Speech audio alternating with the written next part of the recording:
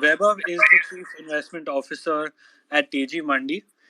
He comes with a decade of experience in stock picking and generating index beating returns. He's grown up under the guidance of ace investor Mr. Ramdev Agarwal, and his style of investing involves combining a portfolio of tactical bets with long term winners to generate optimum returns. Weber holds a Bachelor in Computer Science from the University of Pennsylvania and an MBA from London Business School. The team at Teji Mandi believes in empowering investors with advisory and education in order to achieve their financial dreams. And the, they are currently available both on their own app and the small case platform. So, with that, let me welcome Weber. Weber, we're very pleased to have you. Thank you so much, Krishna. Pleasure to be on today's Twitter Spaces. And along with me, Sahir will also be co-moderating this session. And the Weber, focus. lovely to have you here. It's an honor. Oh yeah, thanks, Sahir. Honor to be talking to you as well. Okay, so before we get into the topic, which is today's, which is small and mid cap investing, Vaibhav, can you tell us a little bit about your journey in terms of, when was it that you actually made your first investment, and what were the initial years of investing like? You had the mentorship of Mr. Ramdev Agarwal, but I'm sure you still made a few mistakes of your own, and you had a few insights and learnings along the way. Yeah, so thanks for that question. So I sort of started investing around 2007 or 8, if my memory serves me correct. And at that point, I was actually sort of doing my internship in sort of research at one of the research houses. So at that point, I invested in Nestle. And at that point, Nestle sort of was not as richly valued as it's today. So it had done well at that time. So what happened was I invested in Nestle and Grew Finance. Grew Finance is now it's a part of Bandhan Bank, but back then it was a up and coming housing finance company promoted by HDFC. So these are the first two investments. I think they did reasonably well. I think one of the mistakes I made is I sold Nestle and Grew Finance early on. And I invested in another company which was sort of not so great. I think a lot of people here wouldn't even recognize the name today, but that company had sort of sold their operating business and all of that. So I thought that the company has cash of I think 5 or 6,000 crores, and the market cap was only 1,200 crores. So in that mistake, I sort of invested in it, and that sort of went nowhere. So I think that was one of the mistakes I made. That when you have great businesses and you bought them at reasonable valuations, you should stick to them. That's already a fascinating insight for our listeners to take away. That cash on the balance sheet is not as important as the current operations of the business. Um, so I want to also step back a little bit and ask you for a more sort of broader perspective on, do you think that mid cap and small cap stocks have their own business cycle which is distinct from that of the large cap companies? See, I don't think small and mid caps, are aliens to the economic system. I mean, they're very much a part of it. But what happens is that for small and mid caps, the effect of the cycle is more accentuated than it is for large caps. Large caps, by their nature being larger, are more stable and more sturdy. So in an up cycle and down cycle, they tend to remain, more neutral. Small and mid cap, if it's in a down cycle, it gets hit harder, and if it's in an up cycle, then sort of the swing is also much larger. So I think that's how I look at it. So Vaibhav, so often in small caps and even mid caps to some extent, uh, to grow, companies use internal accruals, of course, but they have to raise significant debt and even dilute equity in a lot of instances. So how do you look at this scenario where companies raise a lot of debt and dilute equity in these small and mid caps, which might not be prevalent in large caps? I don't think that that's necessarily true that that large caps don't dilute money. I mean, you must have seen like a lot of banks, for example, large banks raised a lot of money last year. Yep. In Airtel, fact, stuff like that. yeah, in fact, large caps have much. They have greater access to capital in the money markets. But in small caps, I think if they're raising debt now, I don't think you can say that one decision is good or bad. You have to look at the context of it. So if a company is raising capital to grow, or it's raising debt to sort of in sort of future capex for future growth, then I think in the context of that, it could be positive. But if they're doing it for other purposes, then maybe you would have to sort of look at it with a finer eye. Keeping with this theme of debt, um, especially in the mid and small cap space, do you see more value since we are still early-ish in the cycle, and the structural bull market should continue for the next 3 to 4 years? Do you see more value in debt-heavy companies that are deleveraging, or do you still want the companies with a debt-free balance sheet, even if margins don't have a lot of scope for expansion? So I think, yeah, I mean, I think you're right. The cycle. So India. So I mean, I think coming to the cycle, I think it's important to understand that like the last decade for India was sort of a lost decade as far as corporate earnings were concerned. And there were several things like the like demonetization, RERA, and even like the INFS crisis, because of which the entire economic system was hit. So I think India is coming out of three large sort of down cycles in real estate, corporate earnings, and the the NPAs of banks. So now that we're entering into a three like a structural upcycle in three of these important sort of areas, I think small and mid caps will sort of do very well in that. And in some cases, like because interest rates are sort of accommodative right now, so if companies raise some debt for future expansion, I mean, I think that could be creative for them from an ROE perspective, but and growth perspective. But we have to see that sort of in context. So I think it depends from company to company. Can't sort of give a one size fits all answer for uh, everyone. Thanks for that in-depth answer, Vaibhav. So I have a question related to small caps specifically. So how small do you look at for like small caps? Is there a minimum size? Because a lot of institutions they don't go beneath a certain market cap. Do you have a criteria? Do you have a minimum market cap or a minimum size, or are you agnostic to that? So I think I mean we do look at, I mean, the free float and the liquidity available, and specifically for small caps, I think we rarely, I mean, in very certain in only in certain cases we might go below 2,000 crores of market cap, but otherwise largely we play in, like we're more comfortable in like the 4 to 5,000 crores of range, and all the way it goes to 30, 40,000 crores.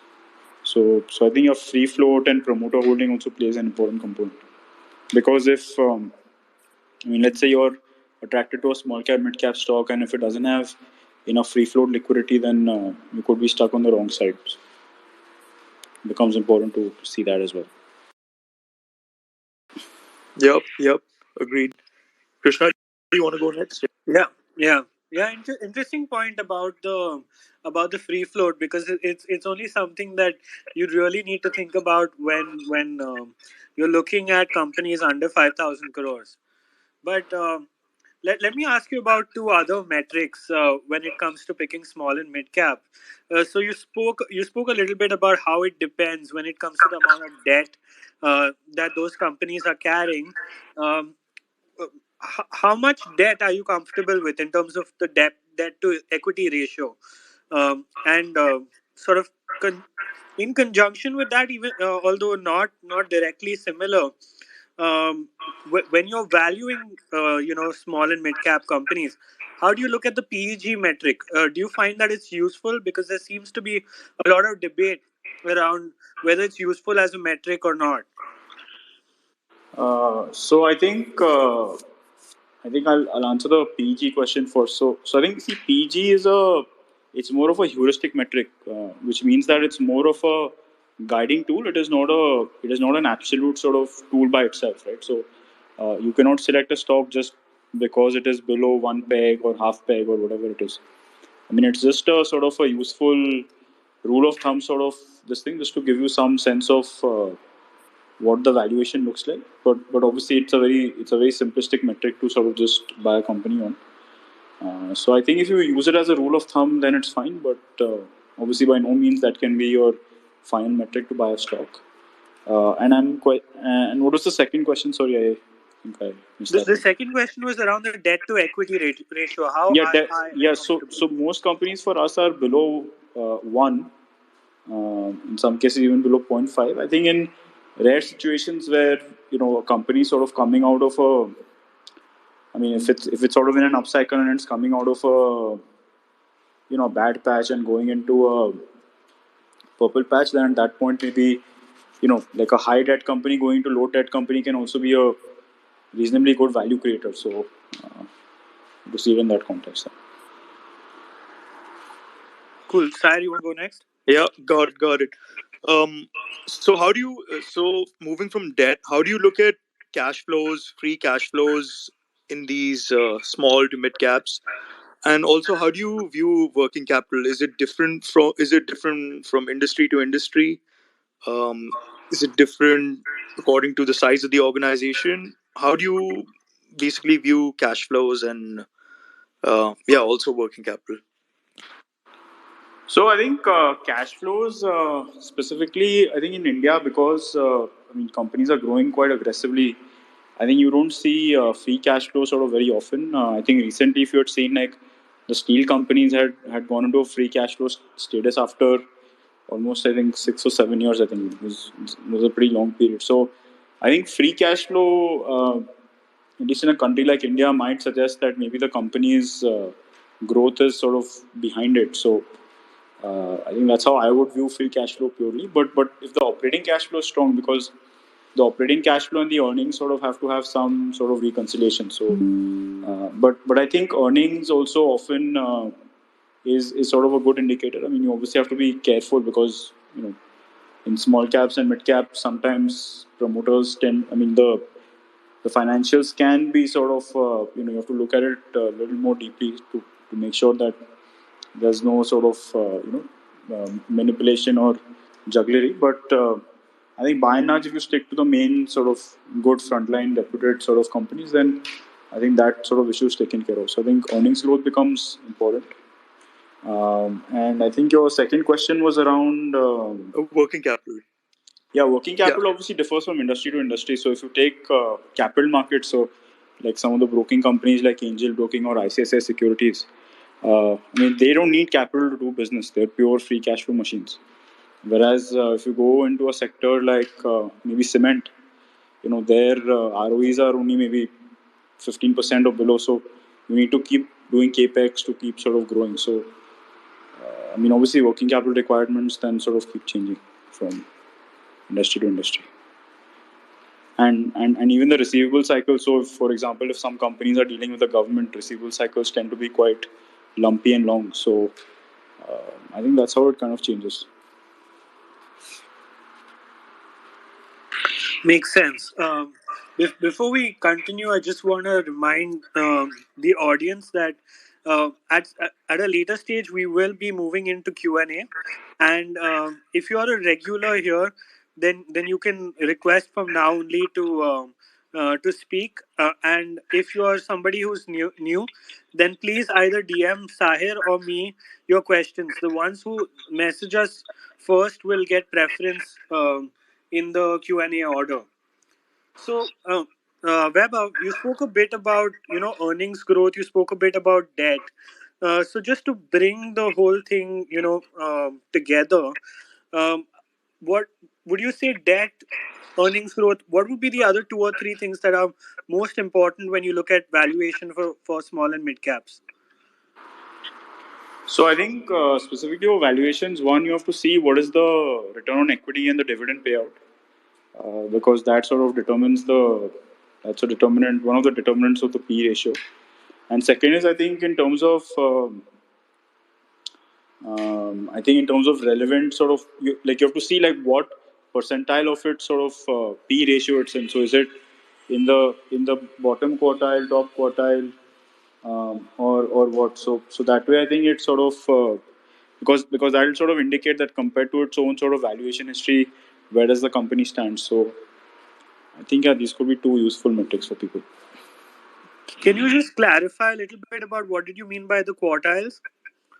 So supposing like every company has a trading band, right, for the P ratio. So it could be that uh, at one point it traded at say 20x earnings, or it traded at say 50x earnings, and right now say it's at 40 times earnings. So you can get a history of the company's P, like the P chart. Just like you have the price chart, you also have the P chart, and then you can figure out that at what point of its history, like if it's traded, say the minimum is 20 and the maximum is 50. So at what point? I mean, at what percentile of that it's in? So I think that sort of gives you a good sense. Cool. So basically, relative to its historical valuation. Yeah, yeah, yeah. Sir, you had a question? No. So yeah, I just wanted to know. So do you mean like you look at median PE in some sense, and you look at mean reversion? Is that with respect to PE? Is that a good way to look at it? I Yeah, just no, no. wanted So some clarity on. Yeah. yeah, no, no. So this could so let's say that the company so the median would be like the 50th percentile, right? So what it means is that the current P could be either above it or below it. So a median P is like just the historical sort of average or median. But what you have to look at it is that like at what point uh, is it in? So like 50th, when you say percentiles, it means like you're dividing it into four chunks of 25, 25 each, right? Median is like the middle layer. So is it above it or is it below it? Is it close to the minimum that it's ever traded at, or is it close to the highest it's ever traded at? So I think that's what I meant to say. Got it. Got it. So how would you look at this conundrum with like a lot of companies trading at obscene valuations, like way above median PE? PE, picking PE as the basic metric, but like way above it. Uh, but they seem to have a long runway for growth despite trading at those obscene uh, valuations. So how do you view this conundrum? Like, at what point does it become too obscenely valued, and at what point is it like at for how long can you ride it? Like, how long can you ride the overvaluation, and at what point do you stop? Like, hey, this is way too overvalued. No, so see, valuation also. I think like to call something overvalued. I think I mean again, it's a relative term. So if you look at sort of the mid cap and like mid cap small cap index, it's only 10 to 15% higher than what it was from the 2018 peak, right? And India had sort of corporate earnings growth of only 3-4% in the last whatever 7-8 years. So I think next at least 4-5 years estimated is about 15%. Next 2-3 years is going to be even higher than that. And if that happens, then I mean, I'm talking about Nifty EPS growth. So if Nifty EPS growth is like 15 to 20%, small cap, mid cap EPS growth is much higher than that, right? So in that sense, it could be the case that if you look at something, say from a 3 to 5 year horizon, then maybe it might optically be looking high right now. Also because earnings have been very sort of choppy because a lot of things have gotten disrupted in the last sort of couple of years. Um, but so you have to look at it in the context of that. So I mean, I think that it could be the case that something that's like looking optically high could in fact have strong sort of earnings growth potential and strong even capital appreciation perspective. But again, operating on the edge always comes with its own risks. That's why you should have some margin of safety. So ideally, if the company is trading at say, as I said, like the 60th or the 70th percentile, not at the 99th percentile. So if it's like say at least a few notches below the peak, then I think at least you have some sort of margin of safety. Interesting. This concept around margin of safety is quite interesting, and just trying to apply that lens that you just spoke about in terms of earnings growth. Like, if we took that and we applied that to the electronics contract manufacturing sector, which right now is probably seeming like at eye-popping valuations, but then the kind of earnings growth that this segment is going to see over the next 18 to 24 months visible is quite high as well.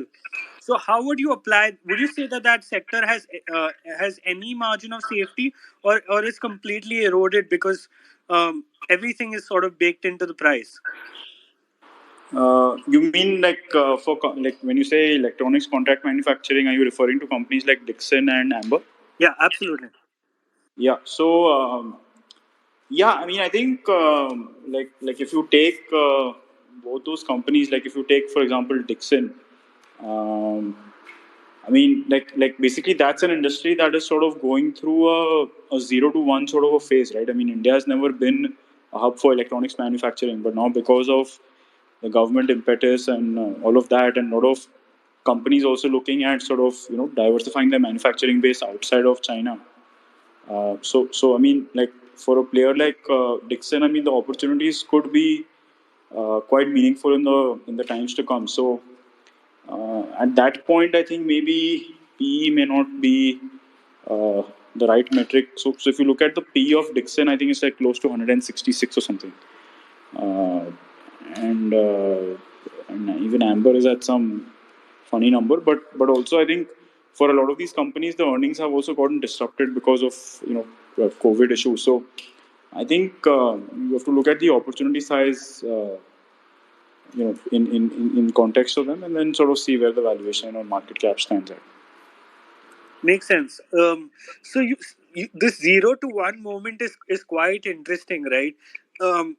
When you apply that 0 to 1 framework in terms of a sector like textile, where would you say we are? Because we're not at zero and we're not at one. Uh, I mean, textiles. I think again, like there are many different parts of the textile value chain. So I think recently, like one textile company that did very well was Trident, right? And they're big on the home textile space, and so is so. I mean, I think like something like home textiles, for example, is an interesting sort of segment of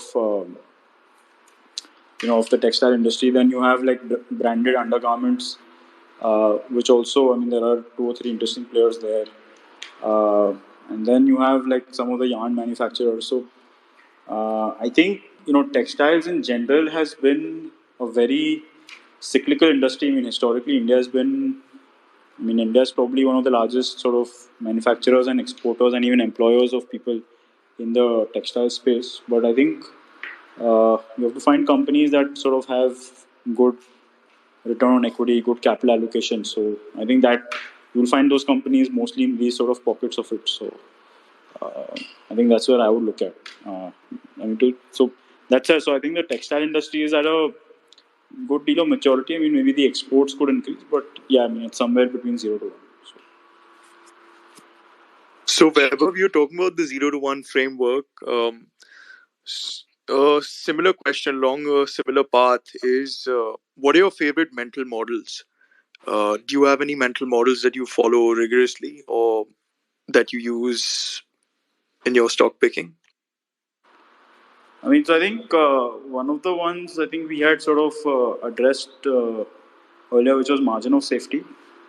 So I think like that is a so if you have margin of safety, and I think if you like look at the power of compounding, I think like one is like you sort of you have an intellectual sort of an understanding of it. That's one, but when you like really go through it experientially, and then you understand it at that level, and you can actually practice it because in these understanding the concept is I think like 10%, but 90% is actually applying it.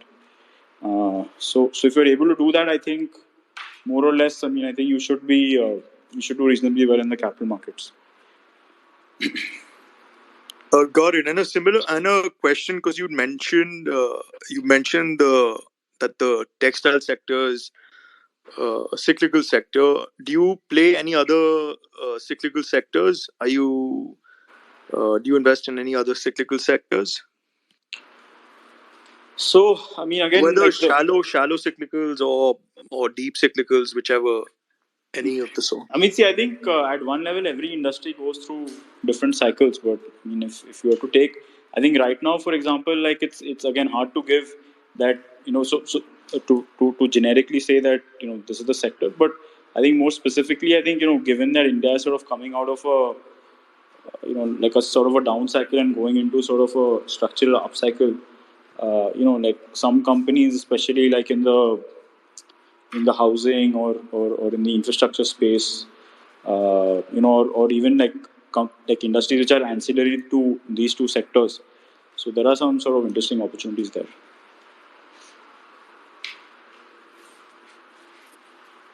Got it. Got it. Krishna, do you want to go next?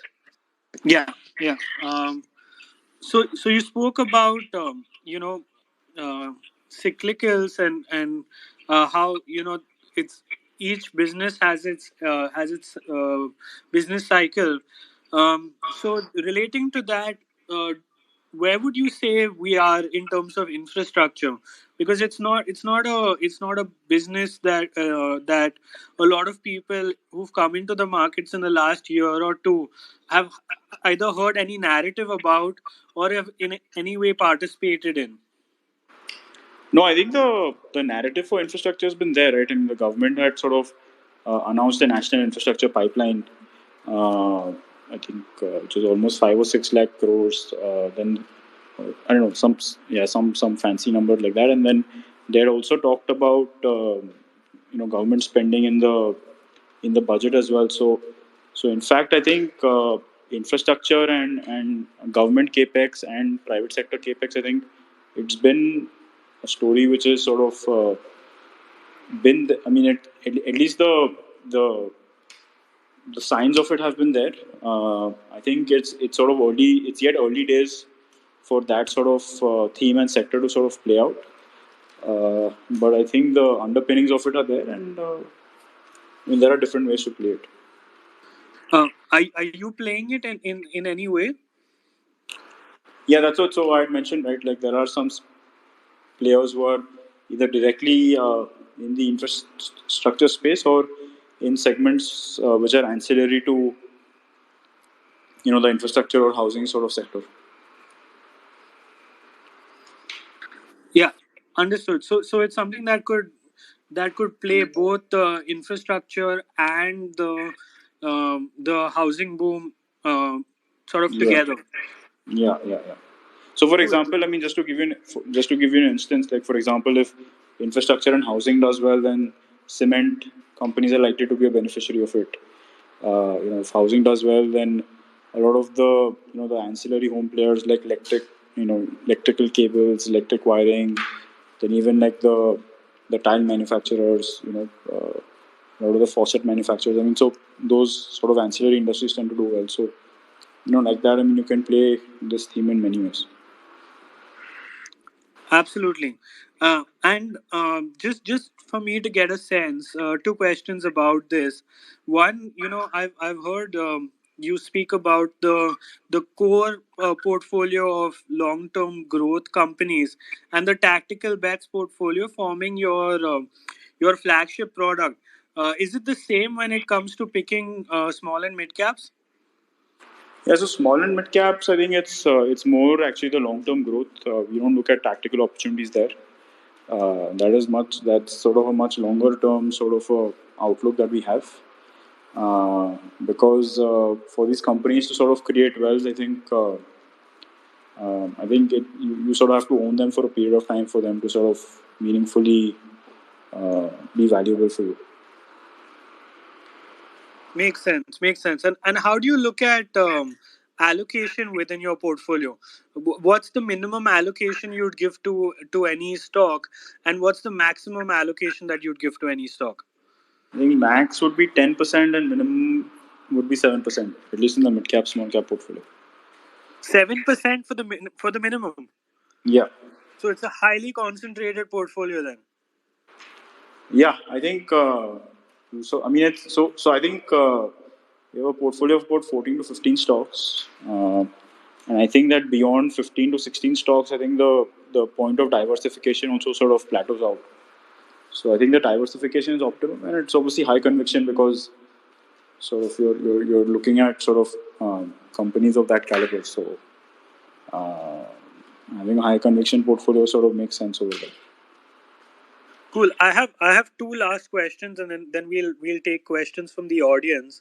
My first question is, um, do you have any sort of sectoral caps on the weightage that you would assign companies? So like 25% max for pharma or 25% max in total. That's the first one, and the second question is around you know, looking for downside protection when small and mid caps are not doing well. For example, 2018, 2019. I don't know if your mid and small case product has existed that long, but I'm sure like you'd have the perspective since you've been in the market for so long. So in periods like that, what would you do? Would you change your portfolio for capital protection in any way? Right. So I'll take the first question. I think which was around.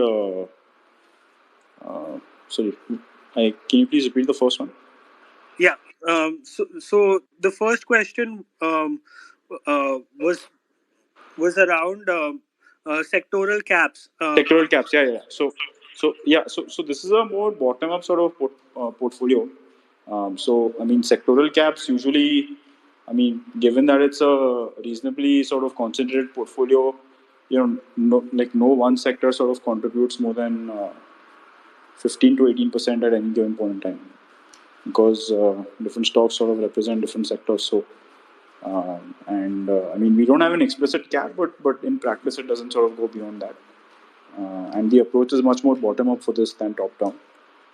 Um, and in terms of the second question, that if sort of things go wrong, then what will we do with the small and mid cap portfolio? So I think again, so the thing with small and mid caps is that until and unless like something really untoward doesn't happen in the markets where like there's a complete global externality, or it's like extremely overheated, or we think that something can go fundamentally wrong, like it's unlikely that we'll sort of have, or we'll sort of allocate a portion of the portfolio to liquid ETFs or cash. But in cases where like where it's very clear that there is something that can sort of distort the portfolio, then at that point, as a risk mitigation mechanism, we could look at some liquid ETFs just to cushion the volatility that might happen on account of that. But given like by its nature, because this is a portfolio that sort of looks at companies to compound, I think we sort of choose to remain more fully allocated. Awesome. Weber, one last question for you. How do you assess management, and how does one assess management? Say if he or she is a retail investor and hasn't got access to either meeting the management, and maybe even if maybe like a small cap company that doesn't even do con calls. How does a retail assessment? How does a retail investor assess the management in that case? So I think you have to look at some financial ratios, like so one thing would be like ROE. So you have to see like is the return on equity upwards of 14 or 15%, because that sort of is an indication of the efficiency of the company's management. Then you should see that do they have like sort of too much what do you call that, unsecured loans, that maybe some of the company sort of promoter group may have parked in the company. Then you can also look at, for example, like companies like revenue might be increasing, but receivables are also increasing, and those receivables are not translating into sort of cash flow. So at that point, it could be that maybe the company is you know maybe like accounting or sort of overstating revenue. Then I mean, I think you can also go to the value picker forum. I think you have some great sort of threads there in terms of what on different companies some investors might have some views. So I think these are some of the ways in which you can sort of look at things. Got it. Thank you. Go ahead, Krishna. Yeah, we have our first speaker. Uh, I think he dropped out. We also have one question in the DM, so I'll give you that one first. Um, what are the spaces right now where what are the sectors right now where you're seeing most value in small and mid caps? So in terms of sector, I think some of the capital market companies are, I think they're free cash flow machines. I mean, and there's a long runway for growth ahead of them. So that's definitely one low hanging fruit. Um, then as I mentioned, I think we're coming out of three big cycles in banking, real estate, and infrastructure. So that could be sort of one big sort of area to look at. And the other ones, would probably be like in the IT space. So, like a select sort of set of IT names could also be very interesting. So yeah. Cool, thanks. Next we have Cindy Chokro, but before that, guys, please DM me your questions. If I don't have a request and a DM, I can't pull you up. Go ahead, Cindy. Hey, hi Krishna. Hi everyone. Thanks for the opportunity. Yeah. Hi Hi. Vaibhav. Hi. Hi. Yeah. Okay. So I know there isn't any instrument available to hedge particularly mid cap and small cap portfolios, especially with the volatility they have. So I mean, do you have any other way where we can, at least protect the downside when it comes to such volatile portfolios? Like Nifty is in, like these guys are introducing Nifty mid cap index or derivatives on Nifty mid cap select index. So, your thoughts on it?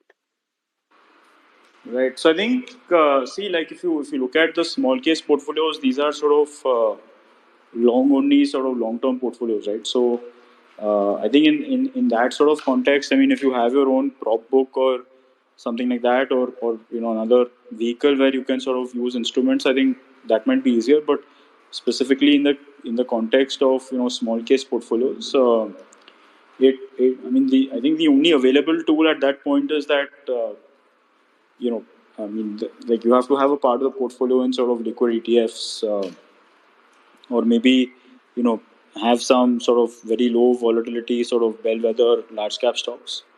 I think because at that point, usually if you see even in a downturn, I mean, even if you take the recent example of 2020, um, if you have decent names in your portfolio and they correct sharply, they're usually also the first ones to bounce back, and to sell at at that time when they're correcting, and all of that usually. I mean, until and unless like you're caught in a complete down cycle, and it usually, if you sort of take a hindsight view, then it's usually not a good time to sort of sell them. So I think it's not such a straightforward sort of a problem. I think you have to look at it in the context and then take a call. Okay, if I can add Krishna, I can have one small question Sure, follow up. go ahead. Uh, okay, so you got to understand that me, even like Krishna, are pretty young. Like we started our investing journey since past 5 to 6 years, and unfortunately missed that. I very wisely choose the word unfortunately because we haven't properly seen the bear markets in small cap and mid caps. But there are there are more horror stories to these segments. So, do you think that having a portfolio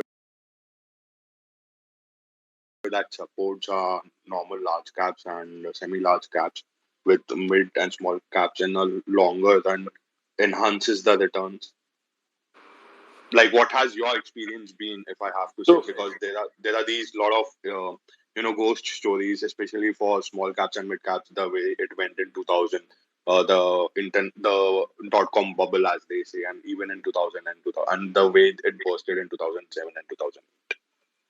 Right. So I think the fund structure that you're referring to is more like of a multi-cap sort of a structure where there is an allocation to large caps, mid caps, and small caps. It sort of has a good sort of mix of all the three sort of segments. So I mean, I think in again, like the point to point comparison, if you take, like, the drawdown might be much lower in them. Yeah, my question was, when we invest in a particular small cap and on the basis of some triggers, but somehow the thesis does not play out. So, like, Right. what till what time do we wait, as there is always an opportunity cost for the same? I mean, it's really. I mean, I'll give you an example. Okay, now you take India's greatest investor. Okay, Mr. Junjunwala. Right now, he had invested in Titan. He invested in Titan when, for 3 years the stock traded flat, right? But after that, I mean, you've seen. I mean, like it. I mean, today it's made him. I mean, it's one of the reasons why he's considered one of India's greatest investors, right? So, I mean, there's no right and wrong answer to sort of your question. It's really relative. It really depends on your persona. But in our specific case, because we're managing public money, obviously, there is a certain threshold. I mean, so every quarter or so, we do evaluate all our positions to see how they're performing, or is there a chance of capital loss, or something like that. So we do keep evaluating it, and if there is something which is substantially better than what we're holding, then we may replace it. But again, it's a very context specific decision. I mean, that you have to take. Okay, thank you, got it. Vaibhav, I have a quick question. How do you look at the cash component of your portfolio? Like, do you have a certain allocation to cash? No, we don't have any cash component in the multiplier portfolio as of now. All right. Thank you. So we're having a bit of trouble pulling the next person up. In the meantime, we have two questions. One was about you've mentioned Snowball as one of the books that has had a large meaningful influence on your investing journey. So if you had to, in a Snowball fashion, describe one or two of your biggest wins, how would you do that? I mean, would you do that for us? So I think like one is Snowball. Like, obviously highlights Warren Buffett's sort of successes, but it also highlights, I think, his like some of, like, it sort of gives you the context behind all their decisions. And I think to get the context behind all the major decisions of probably one of the world's greatest investors, I think that's a very rare sort of a. I mean, it's sort of very rare, because I mean, he himself is sort of speaking through it as well. So I think it's sort of a freely available sort of wisdom handbook for anybody. I think specifically coming to my wins, I think so again, I think, like, one of the stocks that we had talked about earlier, which is Dixon. So for me, that was a company that sort of done very well.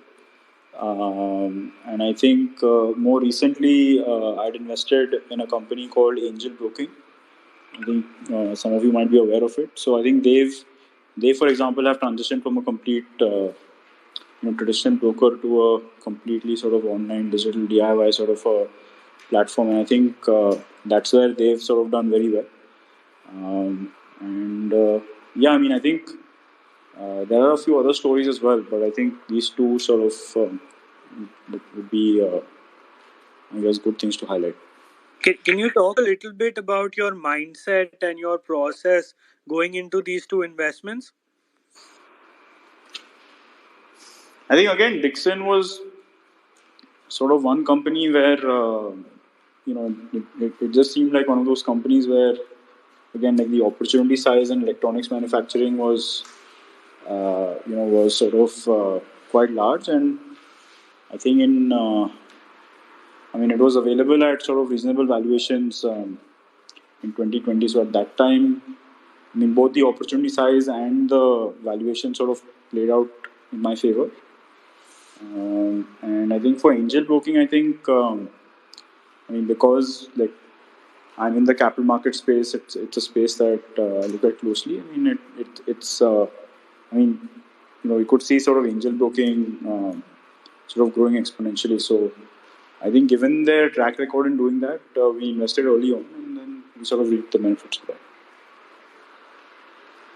Cool. Sire, you had one? Yeah, nice, Vaibhav. Lovely hearing about your wins. Had a contrary question. Had a question about some mistakes, and you'd mentioned in the beginning how back in 2007-8, not holding Nestle was kind of a mistake, etc. Could you, I guess, walk us through like a couple of your mistakes and how you do things differently now?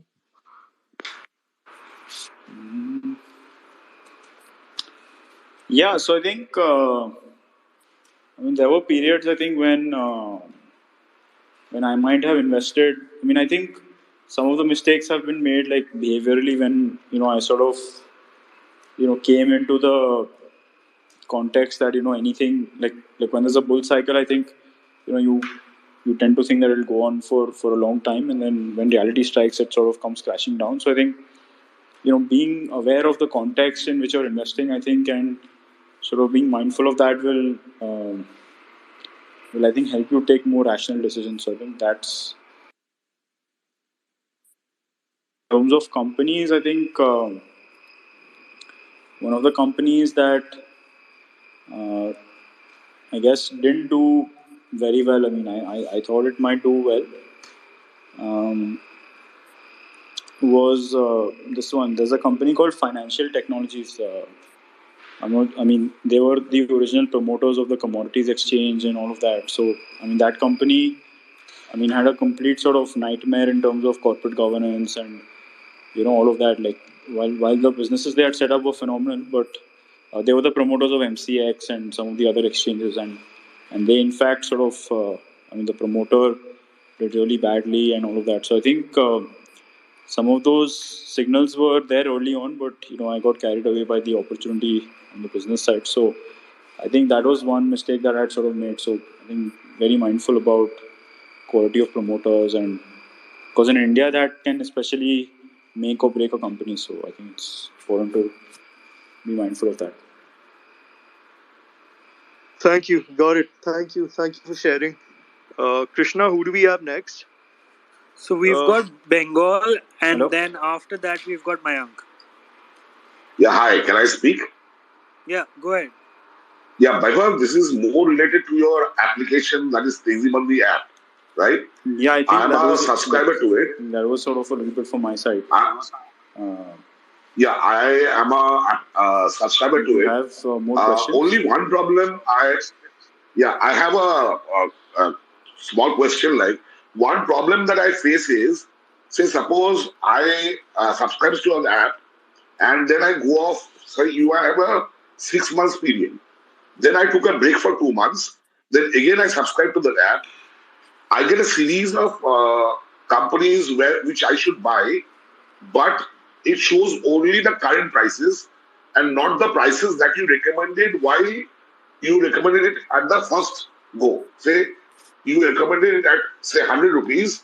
When I joined that app, I see that it is 120. I don't know which is the base price that you recommended that particular stock for. So I only see 120, which is the current price. So there, I think slight showing your base price where you first recommended it would be helpful for the subscribers. Sorry, I think I had some trouble connecting. Could you maybe please reframe your question? Yeah, we weren't able to hear you clearly. I think also it's not super relevant to this discussion. So if you want, you can actually DM your question to Vaibhav, or to the Teji Mandi handle, and I think they will be able to address it more appropriately. Yeah. So then you can. I think Mayank wanted to go next. Yeah. Uh, but there's some glitch. Wait, I've added him again.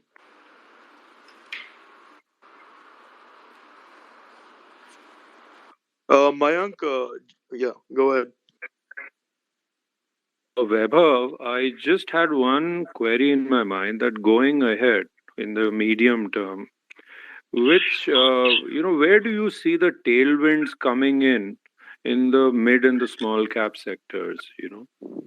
Thanks. So I said, I think one is the capital markets. I think there's a large opportunity ahead. Second is, I think in the housing sector, and in the infra and ancillary space, and any of the ancillaries to infra and housing. And I think third would sort of be banking. So I think these are three large sectors, and then if you want to play something which is a little more bellwether, then I think IT services looks like could be very interesting. Okay. Thank you, dear. Thanks. Vaibhav, because you said banking, do you think India's inclusion into the global bond index, do you think that could be a tailwind of some sorts? I mean, so I think what that will do is that I mean, the FPI flows are very important. As far as the balance of payments and forex reserves are there. So if India's forex reserves are strong, then that will save the rupee from depreciating. So it means that the rupee will be more stable. So in that sense, I think if you have if you have strong forex reserves, and if you have like foreign inflows into India, then and it also means that Indian companies are able to raise capital at very competitive rates globally. So I think I mean it could be positive at many different levels. Got it. Thank you. Cool. We've got one last question from the audience, which is about AI advisors and robo advisors, and how do you feel like that trend is going to play out in India? You said robo advisors, and which other sort of form of advice? Uh, Robo advisors and AI advisors, Oh, but I think AI they're the same advisors. thing. Yeah. So I think I don't think that machines can completely replace human beings. I mean, I think if you really want to create wealth, especially in capital markets in India in a big way, I think it's going to be man and machine, and machines can sort of help you improve your decision making, or in sort of making it more efficient. But I think complete machines, then I think that sort of then goes in the realm of algorithmic trading or derivative trading, and so forth. I mean, over there where it's a game of sort of nanoseconds and milliseconds, I think there machines will obviously outdo human beings. But in sort of long term investing, where it's a very different ball game, then I think it'll be a game more of man and machine. Any resources you want that people should look into? Yeah, so I think as I had mentioned earlier, I think India is sort of coming out of down cycle, and going into a sort of a structural upcycle for 3 to 4 years to come, and or many more years to come. And in fact, in such a thing, mid and small caps actually tend to do really well. And I think our multiplier portfolio is sort of well primed to sort of take advantage of that. So people should definitely consider investing in mid and small caps. I think you will sort of not be disappointed. Obviously, with some filters. And yeah, I think there are a lot of now blogs and resources online which I think you can search through Google and stuff. So that's how I would look at it. Thanks, Vaibhav. Thanks for sharing. So I guess we're going to end the session now. Thank you so much for such a wide array of insights, especially about the small caps and mid caps that are here in our country. Also about other different things, and also thank you for answering the audience questions. Uh, Yeah. Thank you so much for hosting me. Yep, no worries, no worries. Guys, please check out the Teji Mandi app and please check out Webber's small case. It'll be on one of the pinned tweets that we have on our either, or you can check out either Webber's profile or either you can check out Krishna or my profiles. Um, there'll be a link to a small case there. And Webber, is your Teji Mandi app available on Play Store as well as App Store? Yeah, it is. Okay, got it. Um, yeah, another thank you for doing this. Really enjoyed this, and looking forward to hosting you again. Yeah. Krishna, any thoughts? Yeah, absolutely. I think it was a great discussion. There was a lot of knowledge packed into 1 hour, and really looking forward to interacting more with you, Weber, both online and offline. Yeah, thank you so much for having me, and great discussing all these things with you.